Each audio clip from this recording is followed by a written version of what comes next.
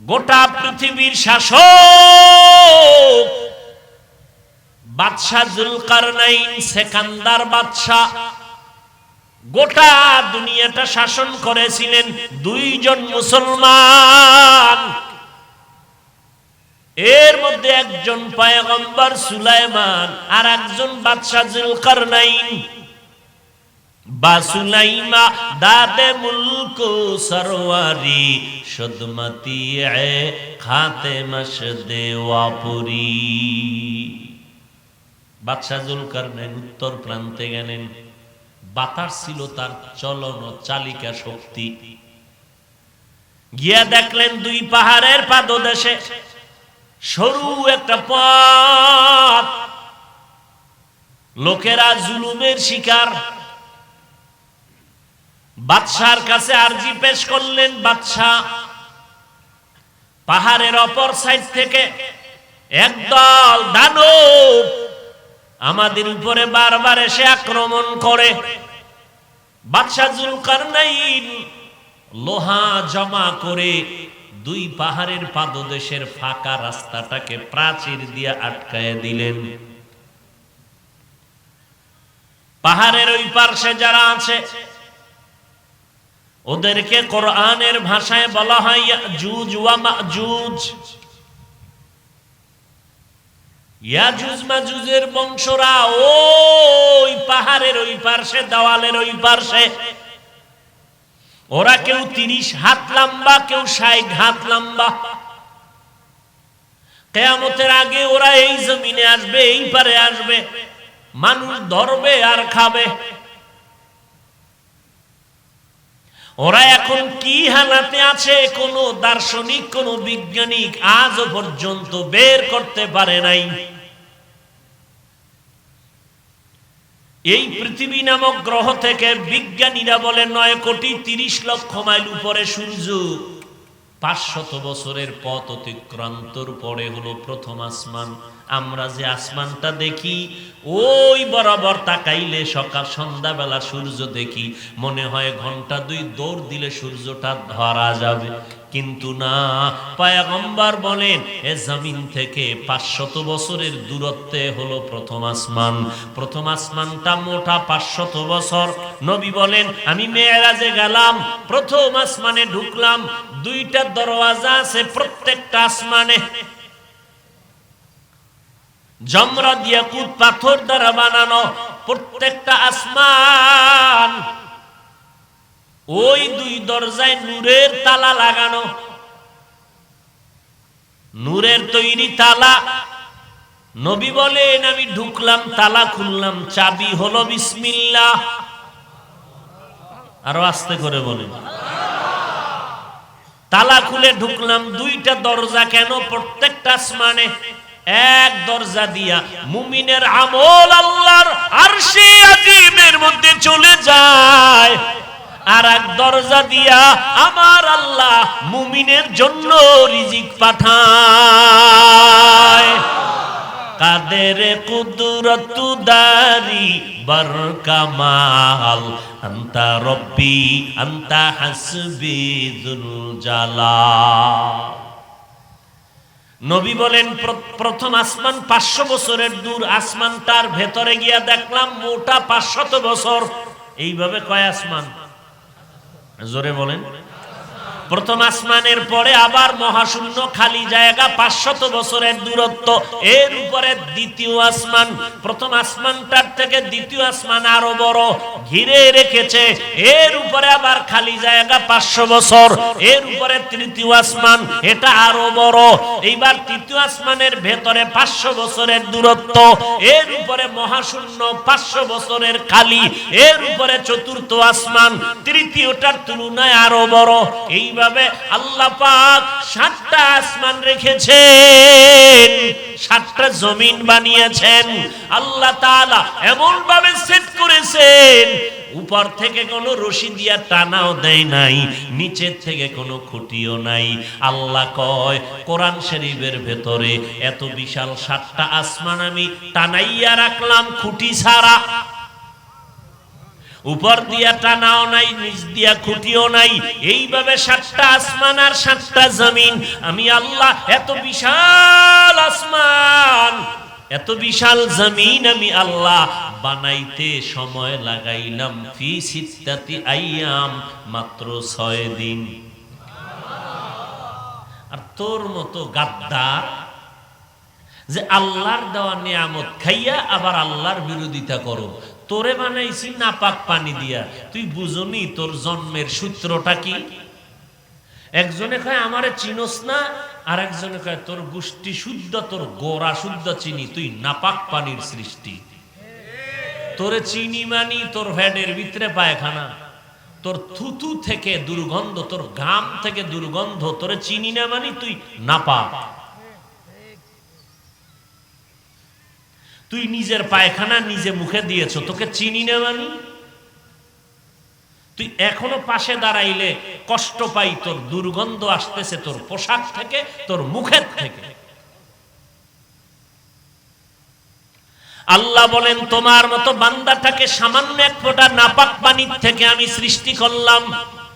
ওয়ালাকাদ খালাকনাল ইনসানা মিন সুলালাতিন মিন তিন সুম্মা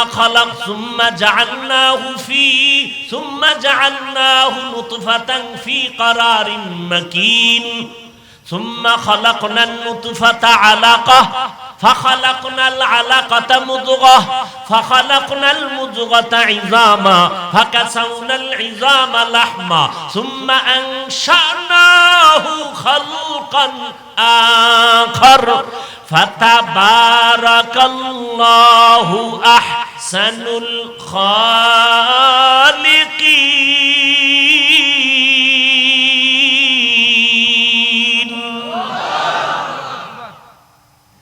নাপাক পানির থেকে বানাইছি, এত বাহাদুরি কেন করো? যেই জায়গার থেকে প্রস্রাব করো ওই জায়গার থেকে তুই দুনিয়াতে আসছো, এত বাহাদুরি কেন করো? তোর শরীর থেকে দুর্গন্ধ, এত বাহাদুরি কেন করো? এই নাপাক পানিটাকে মায়ের বাচ্চা দানির মধ্যে ঢুকাইয়া ফেরেশতারে ওয়ার্কার বানায়া কাজ করায়া 40 দিনের শোধন করায়া নাপাক পানি রক্তে পরিণত করলাম। আবার 40 দিনের মেহনত করায়া গোশত হাড্ডি এর উপরে আবার গোশত দিলাম। এইভাবে কইরা আমি আল্লাহ বিশাল আসমান আর জমিন বানাইলাম কয়দিন? আর তোমার মতো 1.5 ব্যাটারি 1 কেজি ওজনের 1.5 হাতের বাচ্চাটারে বানাইতে আমি মাওলা আস্তে আস্তে আস্তে আস্তে করে বানাইতে সময় নিয়েছি 6 মাসের মতো। তোরে এত আস্তে আস্তে বানাইছি এমনি। আমি তোরে বানানোর আকৃতি আর স্ট্রাকচার তৈরি করে প্যাকেট করে ফেললাম। একটা প্যাকেট না, কাভারের উপরে কাভার দিলাম, কাভারের উপরে কাভার দিয়া মায়ের গর্ভের ভেতরে আটকায় দিলাম। বিন্দু থেকে বিন্দু অক্সিজেন ঢোকার কোনো রাস্তা নাই, ঢুকলেই তোমার ক্ষতি হবে। এরপরে আমি আল্লাহ রূহ দান করলাম। তুমি এখন নাড়াচাড়া শুরু করেছো, এখন তোমার ক্ষুধা লাগছে, তো আমি আল্লাহ মায়ের নাভির সাথে তোর নাভিতে তার লাগাইয়ে তোর ক্ষুধা নিবারণ করলাম। মুখটাকে রক্ত নাপাক দিয়া নাপাক করি নাই। দুনিয়াতে আসবি যখন, দুনিয়ার তৈরি খানা খেতে তুই পারবি না। তোর আব্বা আম্মা কোনোদিন কয় না আল্লাহ আমার সন্তানটারে দেওয়ার আগে আলাদা খানা দাও, জীবনও বলছে। আল্লাহ কয় আমি তোর এমন রব, আমি আল্লাহ এমন রব। রবের অর্থ কি জানেননি? প্রতিপালক লেখা হয় না, রবের অর্থ প্রতিপালক করলে পরিপূর্ণ হক আদায় হবে না। রব হলেন তিনি সমস্ত মাখলুকতের প্রয়োজনের অগ্রিম আয়োজন করেন যিনি। সমস্ত মাখলুকতের প্রয়োজনের অগ্রিম আয়োজন করেন যিনি, তিনি হলেন রব। আল্লাহ বলেন তুই দুনিয়াতে যাওয়ার আগে আমি আল্লাহ খানার আয়োজন করে দিলাম। দুনিয়ার মা বাচ্চার জন্য খানা তৈরি করে, সুজি পাকায়, ওই সুজি পাকাইতে দুধ দেয়, চিনি দেয়, দেয়নি? আগুন দিয়া গরম করে, পানি লাগে, এরপরে আবার ফ্যানের বাতাস দিয়ে ঠান্ডা করে, 1 2 3 চামচ খাওয়াইলো, এরপরে রেখে দিল, 2 ঘন্টা পরে সুজি ফালায়া দেয়। এই সুজি বাচ্চার পেটে দেওয়া যাবে না, পেট খারাপ হয়ে যাবে। আল্লাহ কয় তাকায় দেয়, আমি আল্লাহ তোর মায়ের বুকের মধ্যে এমন খানার আয়োজন করে দিলাম, দুনিয়ার মানুষ ফ্লাক্স বানায়, গরম পানি, গরম দুধ, গরম চা রাখে, 24 ঘন্টার বেশি গরম থাকে না। আর আমি আল্লাহ কেমন কুদরতের মালিক, তোর মায়ের বুকে এমন দুধের আয়োজন করলাম, চিনি লাগবে না, দুধ লাগবে না, পানি লাগবে না, গরম করা লাগবে না, লবণ লাগবে না। ও বান্দা, তুই দুনিয়াতে গিয়া মায়ের দুধ পান করবি, 1 দিন আর 2 দিন না, 2 বছর পর্যন্ত মায়ের দুধ তুই পান করবি। 1 সেকেন্ডের জন্য মায়ের দুধ কখনো নষ্ট হবে না। কুদরত কার? ওই আল্লাহকে ভুলিয়ে তুই কই যাইতেছ রে মুমিন? ওই আল্লাহর দেওয়া নিয়ামত খাইয়া আজ তুই কার গোলামি করো? যার পিছনে দৌড়াইয়া তুই আল্লাহর বিরোধিতা করো, যার গোলাম হইয়া তুই নবীর সুন্নতের জবাই করতেছ, ওলামায়ে কেরাম পায়ে ধরে ধরে বলে দাড়িটা লম্বা কর, 5 ওয়াক্ত নামাজ পড়, মা বাবার খেদমত করে দোয়া নেওয়ার চেষ্টা কর, কোরআনের পক্ষে কথা বল, আল্লাহর কোরআন তেলাওয়াত কর, বুকে লাগা, আল্লাহর কোরআন পড়বি, সিনা খুলে যাবে, আল্লাহর কোরআন ধরবি, অ্যাকশন শুরু হবে। আজকে কার কথায় তুই দাড়ি কাটো? কার কথার পেছনে পড়ে আজকে তুই আল্লাহকে ভুলিয়া নবীর তরিকা, নবীর সুন্নতের জবাই করো? কয়দিন আর বাহাদুরি করবি রে বাবা? আজকে যার পিছনে তুই দৌড়াও সে তোর বড় দুশমন। একটু স্বার্থে আঘাত লাগলে, একটু স্বার্থে আঘাত লাগছে, টেলিফোনটা বন্ধ, নাই নাই নাই নাই নাই, হঠাৎ করে খুলছে, এর মধ্যে কল ঢুকছে, হ্যালো কে তুমি? আরে আপনারে এত খুঁজি, কোথায় আপনি? আমি দুনিয়াতেই নেই। একটু স্বার্থের কারণে মোবাইল বন্ধ। এই তোমার বন্ধু, এবার বুঝে নাও বন্ধুটা কেমন। অথচ এত অন্যায় করার পরে আমার আল্লাহ তোমার উপরে রাগ করে পানিও বন্ধ করেন নাই, বাতাস বন্ধ করেন নাই, সূর্যের আলো বন্ধ করেন নাই, জমিনের ফসল খাওয়া বন্ধ করেন নাই, নদীর মাছ বন্ধ করেন নাই। ওরে দুনিয়ার মানুষ, আল্লাহ যদি একবার বলতেন, এ নদীর মাছ, আমার বান্দা আসলে তুই পালায়া যাবি, দুনিয়ার কোন বনি আদমের ক্ষমতা হতো না মাছ ধরে খাবে। আল্লাহ যদি সুন্দরবনের অর্ডার দেয়, এই সুন্দরবনের বাঘ বের হয়ে যা, সামনে যারে ভাবি একসাথে সাথে চাইছে, উভয় আছে। গর্তের সমস্ত সাপগুলোকে যদি আল্লাহ বলে বের হয়ে যা, যারে পাবি তারে একটা আঘাত করবি, অন্তত 1000 মানুষ মরার পরে তুই হইয়া পড়িস। যদি আল্লাহ অর্ডার করে নদীর পানি একটু গরম হ, উপায় আছে? কিসের বাহাদুরি করেন? আল্লাহ যদি অর্ডার করে বাতাস একটু গরম হয়ে যেত, দেখেন না গরম কারে কয়? সৌদি আরবে এই পরিমাণ গরম ভরে নাই, হাজী সাহেবরা কইল যেই গরম বাংলাদেশে পড়ছে। সব আমাদের গুনার কামাইয়ের কারণে। আজান শুনতেছে, মসজিদে মুসল্লি নাই, কার কথায় পড়িয়া নামাজে যাও না? যার পেছনে ঘুরিয়ে আজকে নবীরে ভুলছো, ওই লোকটা তোমার আমার আপন না। এরে যুবক, আল্লাহ তাআলা এত সুন্দর করে আমারে বানাইছেন, দুনিয়াতে আসছি আমার দাঁত আসিলনি, ঘুমায় ঘুমায় দাঁত আসিল। আব্বা আম্মা কোনদিন কইছে আরে পোলা দিলে একটা দাঁত দিলে না, এটা একটা কাম করলা? কইছে নি? আচ্ছা না কইছে তো দাঁতের জন্য আলাদা দোয়া করছে? এই আপনারা যারা মা বাবা আছেন কোনদিন আল্লাহরে কইছেন আল্লাহ সন্তান দিলা দাঁত ছাড়া 3 দিনের মধ্যে দাঁত দাও? কোনদিন কইছেন? আল্লাহ কয় সময় মতো চাওয়ার আগে আমি দিয়ে দিছি। কেমন দাঁত দিছি জানোনি? দাঁতের উপরের ডারে কইছি তুই নিচের দিকে বড়, নিচেরটাকে বলছি উপরের দিকে স্টার্ট। উপরের দাও বাড়তেছে, নিচের দাও আরে কথা কও। আচ্ছা বাড়তেছে বাড়তেছে, আল্লাহ আবার সময় মতো কইছে স্টপ হয়ে যায়।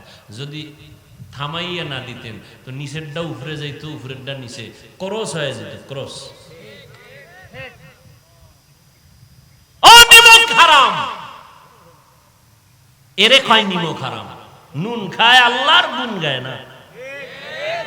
আল্লাহ নিজে কয় তুই নিমক হারাম। ইন্নাল ইনসান লিরাব্বিহি লাকানুন, মানুষ বড় নিমক হারাম।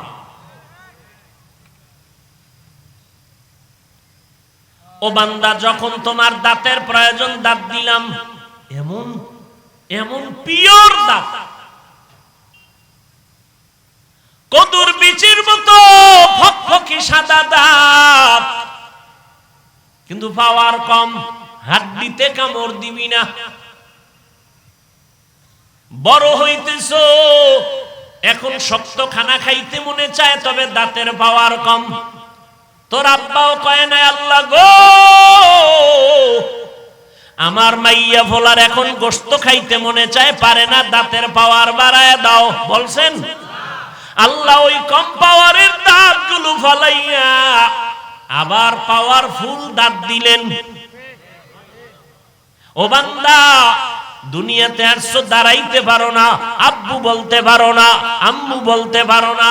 আল্লাহ তোমাকে আব্বু বলার মতো, কথা বলার শক্তি দান করলেন, দাঁড়ানোর মতো শক্তি দান করলেন, হাঁটার মতো শক্তি দান করলেন। দুনিয়াতে তোমার খানার জন্য পানির আয়োজন করলেন, তোমার জন্য সূর্যের আলোর ব্যবস্থা করলেন, রাতের আলো দরকার চাঁদ দিয়ে ব্যবস্থা করলেন, চলার জন্য রাস্তার ব্যবস্থা করলেন, দিন দিলেন ব্যবসা করো, আরাম আয়েশের ব্যবসা করো, রাত দিলেন ঘুমানোর জন্য। কিন্তু কেমনে ঘুমাইবা? তোমার বালিশ লাগবে, তোশক লাগবে, বালিশটা কেমনে বানাইবা? আল্লাহ কয় তোর মাথার নিচে বালিশটা যেন মখমলের আরামের হয়ে যায়, নরম হয়ে যায়। আমি আল্লাহ, আমি কুদরতি ভাবে তুলার ব্যবস্থা করে দিলাম। তুলা তোমার আব্বাই দিছে না? আল্লাহ পাক তুলার ব্যবস্থা করে দিলেন। ও বান্দা তোর খানার জন্য পেটে ক্ষুধা, রুটি খাবি না ভাত খাবি, সব আয়োজন আমি করে দিলাম। রুটিও আছে, ভাত আছে। কয় খামুখি দিয়া তরকারি নাই।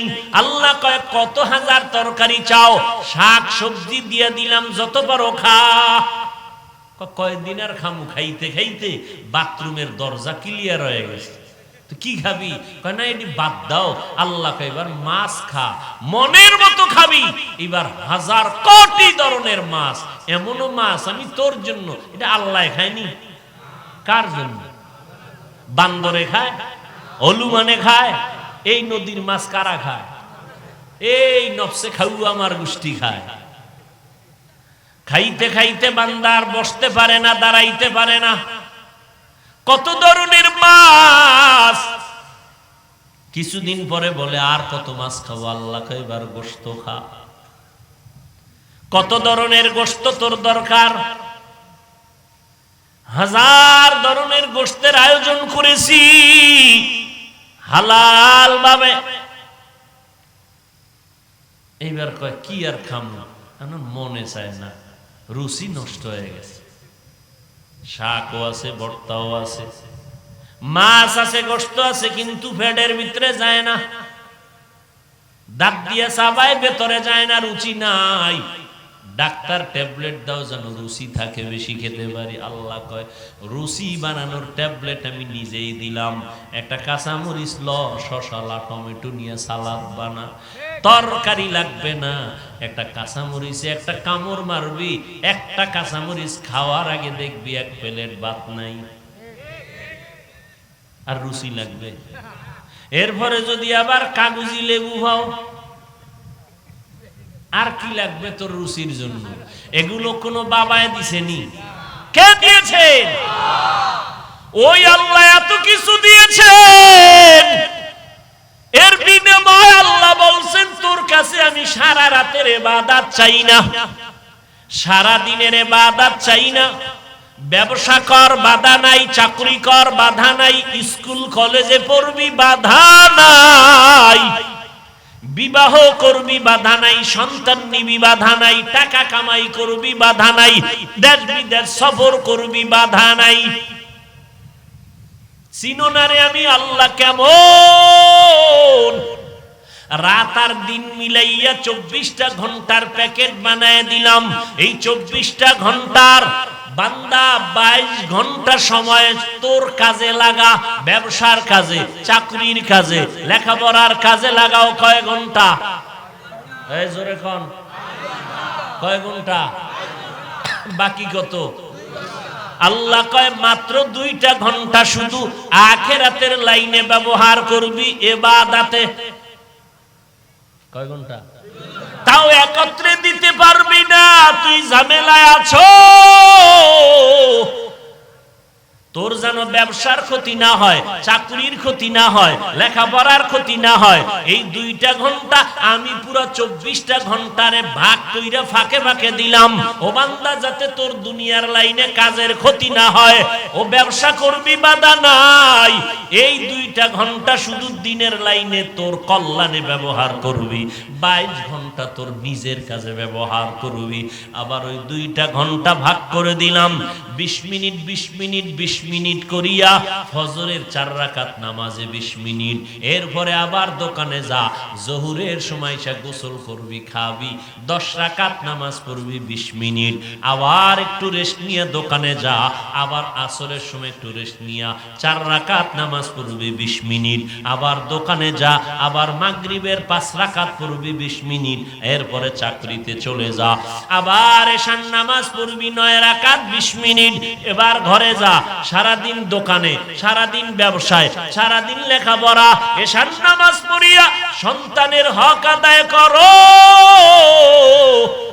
স্ত্রীর হক আদায় করো, রাতের বেলা ঘুমাও, আবার ফজরের নামাজ ওইটা 20 মিনিট টাইম দিয়ে আদায় করো। এই মাত্র 2 ঘন্টা ভাগ ভাগ করে দিলাম, 20 মিনিট 20 মিনিট করিয়া। 5 বেলার নামাজ পড়বি, ব্যবসাও বন্ধ হবে না, চাকরিও যাবে না, লেখাপড়ার ক্ষতি হবে না। এরপরেও যদি বান্দা আমার হুকুমটা মানতে না পারো, তোরে আমি এমনে ছাড়বো না।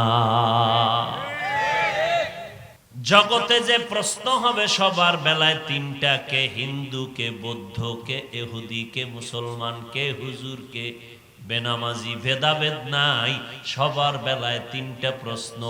আমার আল্লাহ প্রশ্নগুলো ফাঁস করাইয়া দিলেন, শুধু ফাঁস করলেন না, সমস্ত নবীদের পেছনে লাগাইয়া দিলেন। কবরের প্রশ্ন স্মরণ করাইয়া দাও। আম্বিয়ায়ে কেরাম, আউলিয়ায়ে কেরাম, সাহাবায়ে কেরাম পিছনে লাগলো। আল্লাহ বলেন কোরআন ধইরা ধইরা মানুষের দাওয়াত দাও, কবরের প্রশ্ন ঠিক করো, মুসলমান না হইয়া কেউ মরিস না। দুনিয়ার প্রশ্ন ফাঁস হইলে পরীক্ষার মান থাকে না, প্রশ্নপত্রের দায়িত্বশীল যারা, এদের চাকরি শেষ হয়ে যায়। আর আল্লাহর কুদরত সব উল্টা, প্রশ্ন ফাঁস করে দিলেন। আবার এই প্রশ্নকে স্মরণ করায় দেওয়ার জন্য আম্বিয়ায়ে কেরাম লক্ষ লক্ষ, সাহাবায়ে কেরাম কাজ করতেছেন। এরপরেও যদি কবরে গিয়া কয় জানি না, কি ভিড়াটা হবে? এরপরেও যদি কবরে গিয়া জবাব দিতে না পারে, শাস্তিটা কত ভয়ঙ্কর হবে।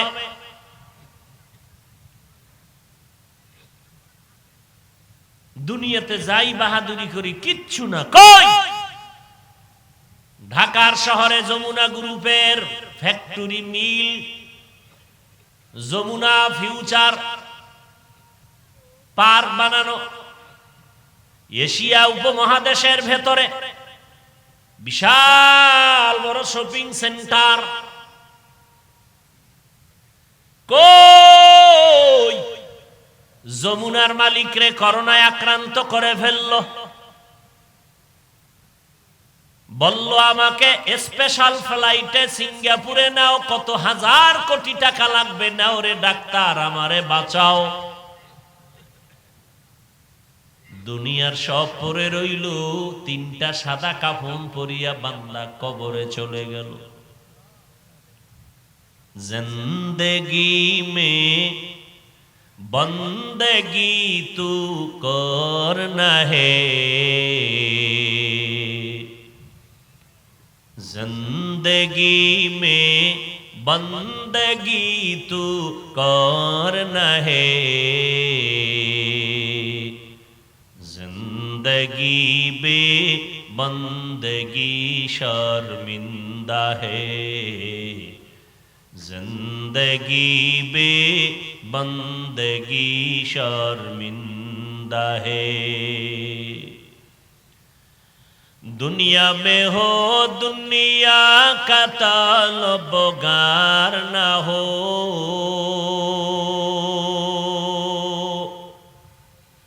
बाजार से गुजर हो खरीदार न हो,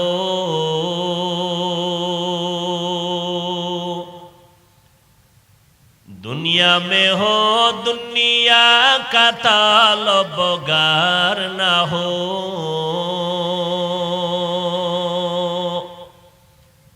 बाजार से गुजर हो खरीदार न हो।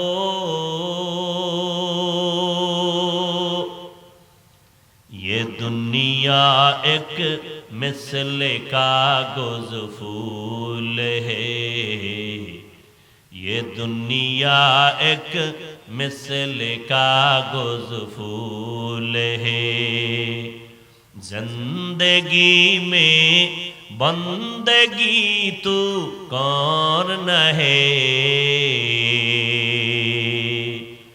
जिंदगी में बंदगी तू कौन है, जिंदगी बे बंदगी शर्मिंदा है, जिंदगी बे बंदगी शर्मिंदा है, जिंदगी में बंदगी कुन बंदगी, बंदगी बे जिंदगी शर्मिंदगी। भाईरा आमार, আল্লাহ পাক রব্বুল আলামিন দুনিয়াতে আমাদেরকে পাঠিয়েছেন এবং শ্রেষ্ঠ মর্যাদাও দান করেছেন। আল্লাহ পাক এত আদর করে আমাদের বানিয়েছেন, এত মায়া আর মোহাব্বত করেছেন, যেই মায়া মোহাব্বত দুনিয়ার কেউ কাউকে করে না। মা বাবা সন্তানের করে না, স্ত্রী স্বামীকে করে না, ভাই ভাইকে করে না। সারা দুনিয়াতে যা কিছু আমরা দেখি সব কে বানাইছেন? আরো জোরে বলেন, لم يلد لم يولد أولئكاس لم يلد لم يولد أولئكاس والد مولود راء خالقاس। আসমান বানাইলেন আমার আল্লাহ, জমিন বানাইলেন আমার আল্লাহ। জমিনকে দর্শনের ভাষায় বলে পৃথিবী। পৃথিবী নামক গ্রহ এত বড় বিশাল, পৃথিবীর আজও কোনো গবেষক জমিনের আয়তন বের করতে পারে নাই, ধারণা মাত্র দিয়েছে।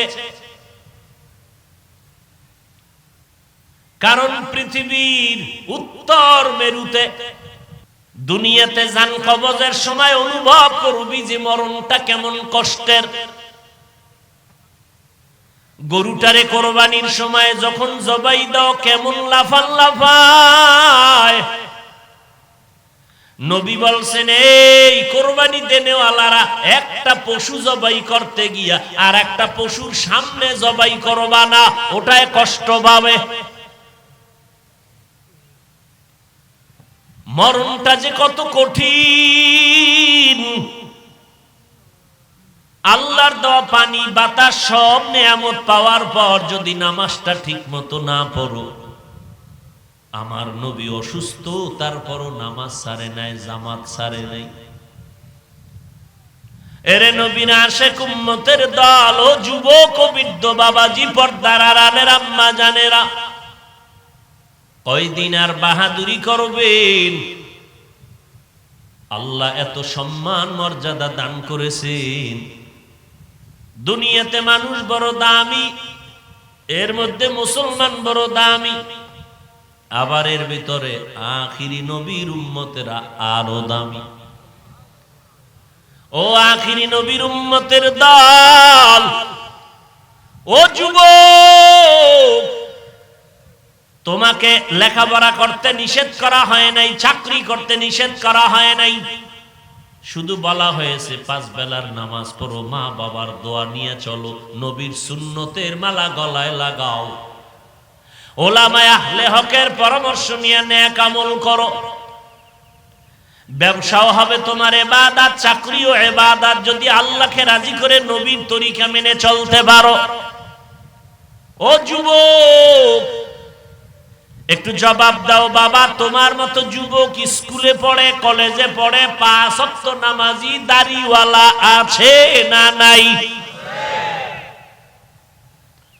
বালিশে মাথা লাগাইয়া চিন্তা করিও তুমি কেন পারবা না রে বাবা। তোমার মতো যুবক নদীর ভেতরে মাছ ধরে, দাড়িওয়ালা নামাজি নামাজ ছাড়ে না, তুমি কেন পারো না রে বাবা। তোমার মতো যুবক র্যাব, আর্মি, পুলিশ, বিডিআরের চাকরি করে নামাজ পড়ে, দাড়িওয়ালা অভাব নাই, তুমি কেন পারবা না? এখনো সময় আছে বাবা, তওবা করো, না হয় ওই কবরে যদি গুনাহগার হইয়া যাও।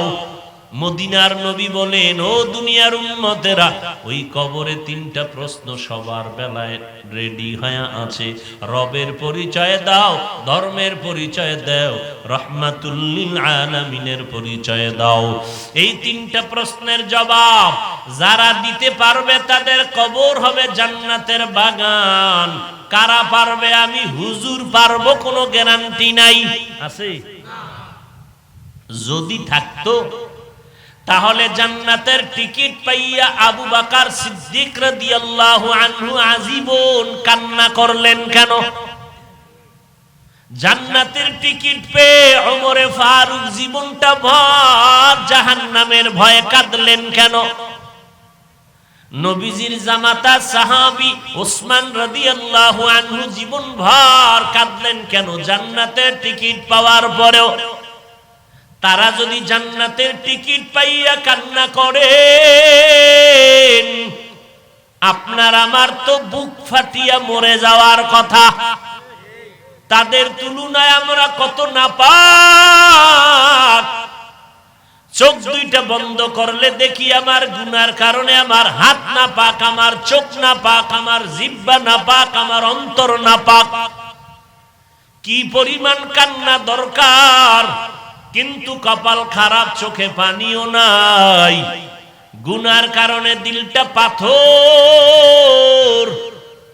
আল্লাহ পাক রব্বুল আলামিন তওবার দরজা দিয়া ডাকতেছেন, রে গোলাম, ওই কবরে যদি নেক আমল নিয়ে যেতে না পারো, কবর হবে জাহান্নামের টুকরা। দুনিয়াতে একটা মশার কামড় সইতে পারো না রে বাবা, একটা বেতের বাড়ি সহ্য করতে পারো না।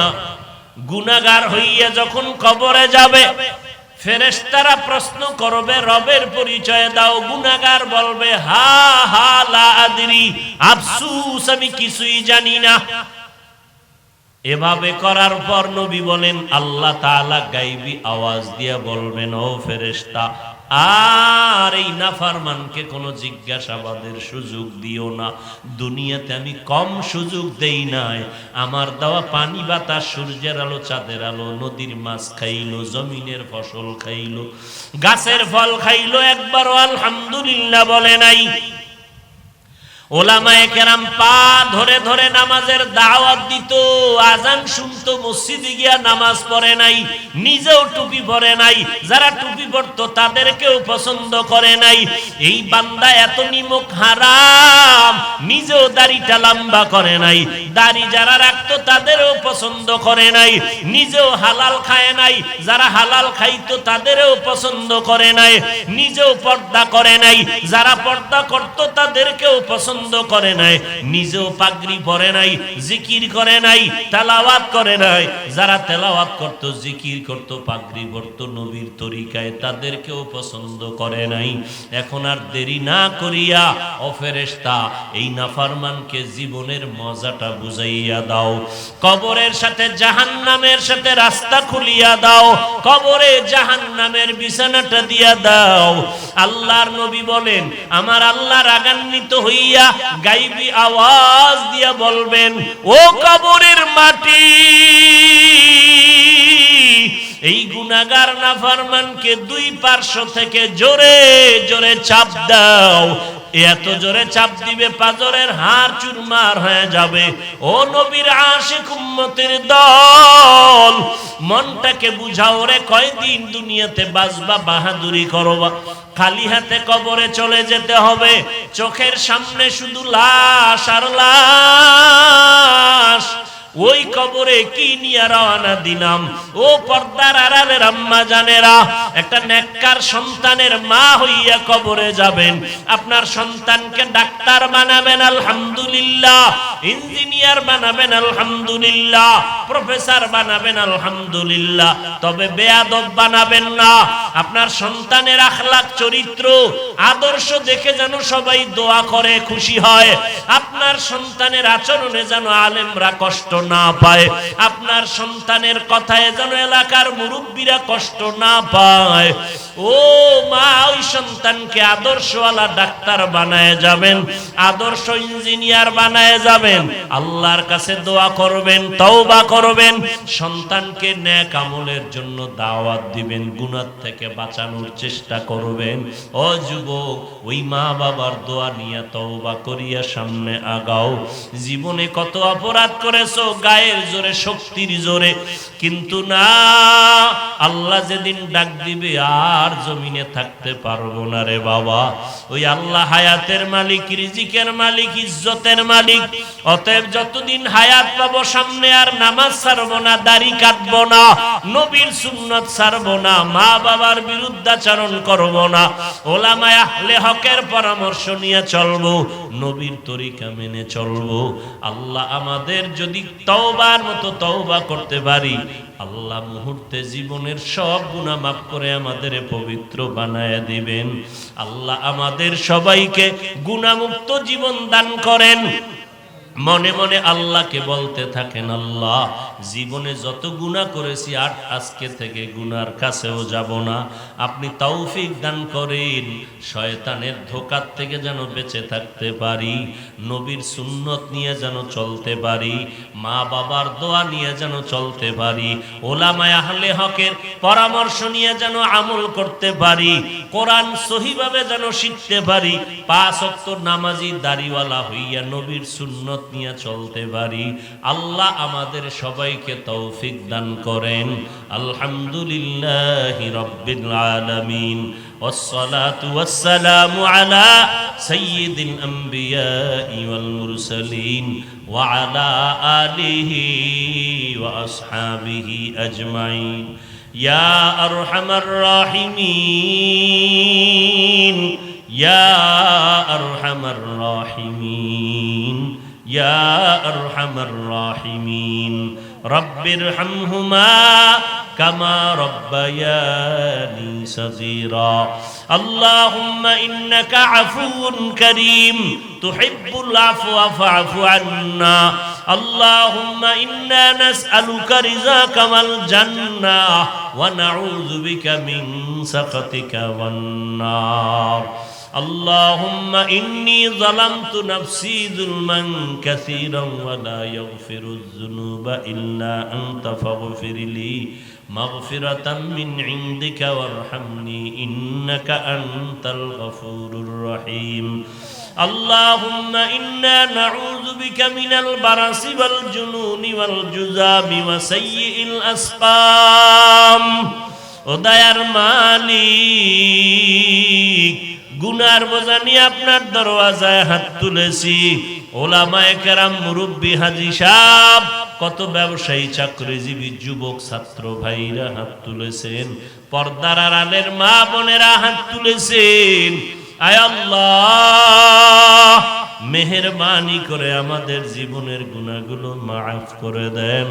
আয় আল্লাহ, মাহফিল কবুল করে নেন, আয়োজনকারী সহযোগিতাকারীদের কবুল করে নেন, সারা দুনিয়াবাসীকে মাফ করে দেন। আল্লাহ, বাংলাদেশ শান্তির দেশ বানায় দেন। আয় আল্লাহ, প্রশাসনিকভাবে যারা কাজ করে দিনের খাদেম বানায় দেন, জনপ্রতিনিধির দায়িত্বে যারা দিনের খাদেম বানায় দেন। আমার কলিজার প্রত্যেক যুবক দিনের খাদেম বানায় দেন, 5 ওয়াক্ত নামাজি, কোরআন পড়নেওয়ালা বানায় দেন।